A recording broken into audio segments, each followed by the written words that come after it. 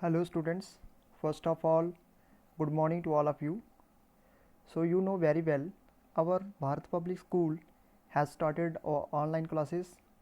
The reason behind this you know very well, because our country is suffering from COVID-19. So India is under the lockdown situation. All the school, colleges, universities have closed right now. So that's the reason we have started online classes. I hope you will be doing hard work at home, because nowadays you have a lot of time. So first of all, I will tell you, you should improve your general knowledge and communication skill. Do practice at home every day with your parents, sisters, brothers, etc. So I have delivered a lecture of class 6 SST part 1, and so this is my second lecture of first chapter, that is history, time source and evidence. So I already told you about meaning of history, father of history, importance of history, dates in history, especially BC and AD. So today I shall discuss the geographical framework. So we will continue with page number 10. Let's begin. So one more thing I will tell you, this lecture will be delivered in two languages, that is Hindi and English.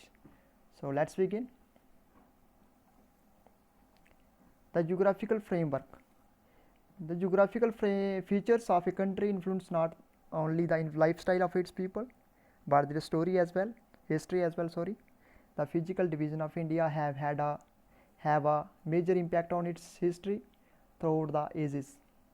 अगर हम बात करें geographical features of country की, जी ना कि सिर्फ lifestyle of लोगों को इन्फ्लुएंस करता है, उसके साथ साथ हिस्ट्री को भी जी इन्फ्लुएंस करता है. और जो फिजिकल डिवीजन है इंडिया की, इसका एक मेजर इम्पैक्ट है history throughout the ages. So first of all, firstly we will discuss Himalayas, secondly northern plains, thirdly the Deccan plateaus, fourth water bodies and coastal regions. So let's start. Himalayas. Himalayas spread across the northern most part of India are a system of mountains that act as a natural barrier between Central Asia and India. तो जैसे कि आपको पता है, हिमालय जो situated है वो northern side में सिचुएटेड है, और ये एक वर्क करता है आर सिस्टम ऑफ माउंटेन्स, एक नेचुरल वॉरियर का वर्क करता है between Central Asia and India में. This extensive range of mountain prevented numerous huge foreign military expedition from entering into the country. जितनी भी एक्सटेंसिव रेंज ऑफ माउंटेन, जिसकी जो extensive range of जो mountains हैं इसकी, ये प्रिवेंट करती है जितनी भी न्यूमरस फॉरेन मिलिट्री एक्सपीडिशंस होती हैं from entering into the country, उसको ये टोटली प्रिवेंट करती है.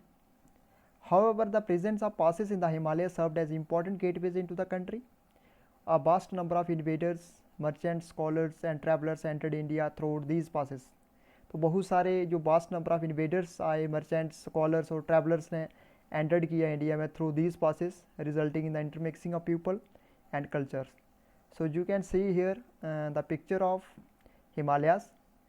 हिमालय जो टचेस करती है जैसे पाकिस्तान, अफ़गानिस्तान का कुछ पोर्शन है, उसके बाद चाइना, नेपाल, उसके बाद भूटान, ये लास्ट में आ गया आपका सिक्किम वाला बॉर्डर, सिक्किम वाला पोर्शन है जम्मू एंड कश्मीर. तो जहाँ पे ये यू कैन सी हियर ये हिमालय, और हिमालय से एक नेचुरल वॉरियर का वर्क करती है, मतलब एक टोटली इंडिया को जो प्रोटेक्ट करती है. सो जो हिमालयाज़ में बहुत बड़ी बड़ी जो पीक्स जहाँ पे सिचुएटेड हैं, जैसे आप माउंट एवरेस्ट का नाम सुनते हो, माउंट एवरेस्ट भी एक बिगेस्ट पीक है, तो जहाँ पे सिचुएटेड है ये नेपाल में सिचुएटेड है. तो उसके साथ हिमालयस के बाद आ गया नॉर्दर्न प्लेन्स. जो northern plains prefer to the fertile valley lying between the river Indus and the Ganga their tributaries. और जो नॉर्दर्न प्लेन्स फर्टाइल वैली को दर्शाता है जी between rivers Indus and the Ganga and their tributaries. The fertile land of this region supported the development of early settlement as many people engaged in farming and trading occupation. और जो fertile land है इस reason की, इन्होंने supported करती है development of early settlement as many, बहुत सारे जो पीपल जहाँ पे इंगेज्ड हुए फार्मिंग और ट्रेडिंग ऑक्यूपेशंस के लिए. और जो wide variety of kingdoms and empire such as those of the Mauryas, the Guptas, the Delhi Sultanate and the Mughals amongst other grew and flourished in the region. तो जहाँ से इन्होंने जहाँ पे ग्रीव हुए और उन्होंने फ्लोरिस्ट किए इस रीजन्स को। जैसे हम बात करते हैं मौर्यास की, गुप्तास की, दिल्ली सल्तनत की और मुगल्स अमंग्स अदर्स। तो इसमें जो मेन इंपॉर्टेंट थिंग्स हैं वो ये हैं कि रिवर इंदस और रिवर गंगा के बारे में जहाँ पे बताया हुआ है। तो रिवर जो इंदस है जो ओरिजिन होती है मानसरोवर लेक तिब्बत से। उसके बाद ये लद्दाख, हमारी जम्मू कश्मीर यूनियन टेरिटरी लद्दाख में ये यूनियन टेरिटरी में एंटर करती है। उसके बाद ये सीधा पाकिस्तान चली जाती है और हमारी किसी भी इंडिया की किसी भी बाउंड्री के साथ वो टच नहीं करती है। तो पाकिस्तान की एक नेशनल रिवर है रिवर इंदस। उसके बाद हम बात करते हैं गंगा रिवर की। गंगा रिवर आती है गंगोत्री ग्लेशियर से और गंगोत्री ग्लेशियर सिचुएटेड है उत्तराखंड में ये सिचुएटेड है।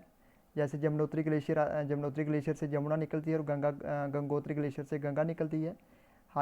लॉन्गेस्ट रिवर है इंडिया की गंगा, 2525 किलोमीटर इसकी लेंथ है। सो ट्रिब्यूटरीज रिवर्स होती हैं सहायक नदियाँ, जो सारी इकट्ठी होकर एक बड़ी नदी बनाती है, उसको बोलते हैं हम ट्रिब्यूटरी रिवर्स। जैसे गंगा की सबसे बड़ी जो ट्रिब्यूटरी रिवर है वो रिवर घाघरा है। सो नेक्स्ट हम बात करते हैं अब डेक्कन प्लेट्यूज़ की। डेक्कन प्लेट्यू क्या है? ये एक डेक्कन प्लेट्यू आपको दिखाता हूँ मैं, ये नीचे पिक्चर्स ये आप देख रहे हो डेक्कन प्लेट्यू। डेक्कन प्लेट्यू आपको दिख रहा है Vindhyas range, Aravalli range, Thar desert. ऊपर आप टॉप में नदन वाली साइड में चले जाओ तो हिमालयाज़ है, उसके साथ छोटा नागपुर। उसके साथ अगर आप इस साइड में वेस्टर्न साइड में चले जाओ तो वेस्टर्न घाट्स, ईस्टर्न साइड में आपको ईस्टर्न घाट्स और उससे नीचे इंडियन ओशियंस है। और ईस्ट वाली साइड है बे ऑफ बंगाल और वेस्ट वाली साइड है अरेबियन सी। तो अब डेक्कन प्लेट्यूज़ के बारे में पढ़ते हैं। डेक्कन प्लेट्यू सिचुएटेड है southern India and is separated from the northern part of the country by the Vindhyas and the Satpura hill range. सबसे पहले मैं आपको एक चीज़ कंफर्म करना चाहता हूँ, बताना चाहता हूँ। कुछ हो सकता है कुछ स्टूडेंट्स को ना पता हो, खासकर साइट्स के बारे में, तो मैं आपको थोड़ा सा साइट्स के बारे में बता देता हूँ। तो जहाँ पे मैप है देखिए, सबसे पहले आपने फोकस करना है जम्मू एंड कश्मीर में। जम्मू एंड कश्मीर जो यूनियन टेरिटरी है ये नॉर्थ वाली साइड है। अगर आप यहाँ से सीधे नीचे चले जाते हो तो तमिलनाडु साउथ वाली साइड है। और गुजरात वाला जो पोर्शन है ये आ गया वेस्ट वाली साइड है। और अगर हम अरुणाचल प्रदेश की बात करें तो ये ईस्ट वाली साइड है। तो जहाँ से आप इजीली देख सकते हो ईस्ट वाली साइड है बे ऑफ बंगाल और वेस्ट वाली साइड है अरेबियन सी। इसी के साथ हमारा इंडियन ओशन आप देख रहे हो नीचे इंडियन ओशन है। उसके बाद ये तो कुछ इम्पोर्टेंट थिंग्स जो मैं आपको बताना चाहता था। अब हो सकता है आपको थोड़ी कन्फ्यूज़न हो, अगर हो फिर भी कन्फ्यूज़न हो तो मुझे कमेंट बॉक्स में आप कमेंट करके पूछ सकते हो। ये साइट्स आपको कम से कम पता होनी चाहिए। एक चीज़ और है स्टडी ऑफ मैप। अगर आपको कहीं बार क्वेश्चन आ जाता है, ये स्टैटिक जीके का क्वेश्चन है कि स्टडी ऑफ मैप को क्या बोलते हैं।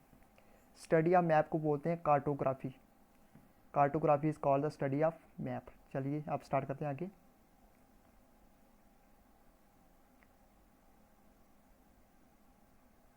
ये आ गया हमारा। उसके बाद ये डेक्कन प्लेट्यू सिचुएटेड है सदर्न इंडिया में और सेपरेटेड है northern part of the country by the Vindhyas and Satpura hill ranges. और this separation led to the growth of several independent kingdom. कौन कौन सी? Like that of Chalukyas, Rashtrakutas and Cholas in this region. तो उसके बाद एक मैप मैं आपको और दिखाता हूँ। ये देखो आप हिमालय, एक ट्रांस हिमालयाज आ गया।